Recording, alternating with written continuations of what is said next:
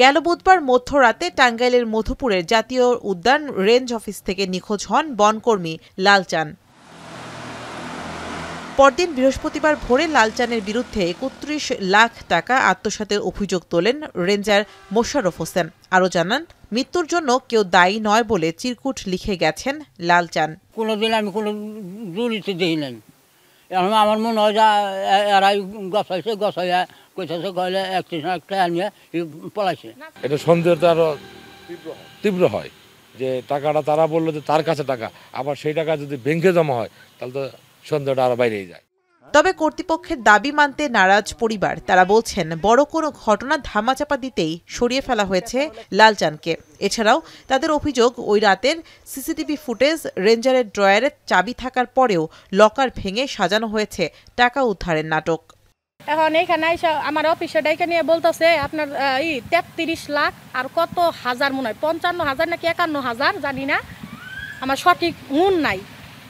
আপনার এই টাকা বলতেছে আপনার জামাই, এই টাকা তো নাই। এদিকে নিখোঁজের পর রহস্যজনক ও অসহযোগিতামূলক আচরণ করছেন রেঞ্জার মোশাররফ ও অফিস কর্মীরা।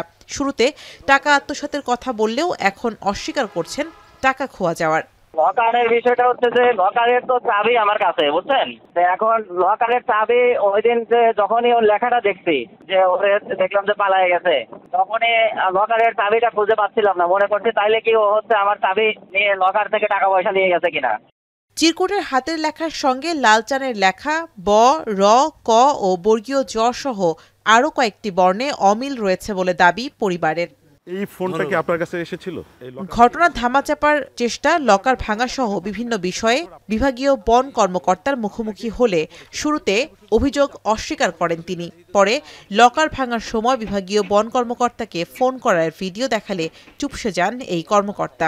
জানান, তদন্তাধীন বিষয়ে মন্তব্য করতে রাজি নন তিনি। না, আমি এ ধরনের কোনো তথ্য আমার কাছে জানা নেই। এখন কোথায় আছে বা কী অবস্থা, পুরো বিষয়টি আমরা জানার চেষ্টা করছি। আপনাদেরও কাছে যদি কোনো তথ্য থাকে আমাদেরকে তথ্য দিয়ে সহযোগিতা করবেন।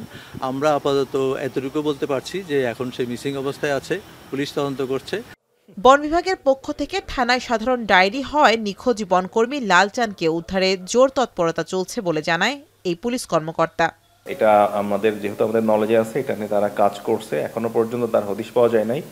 এটা নিয়ে বেশ কিছু চিরকুট বা লেখা এই ধরনের তথ্য আমাদের তদন্তকারী অনুসন্ধানকারী কর্মকর্তার নলেজে আসছে।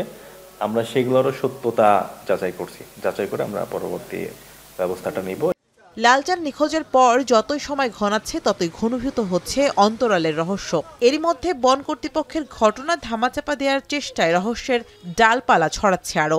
এমন পরিস্থিতিতে পরিবারের আকুতি, জীবিত লালচানকে ফিরে পাওয়া। এখন টাঙ্গাইল।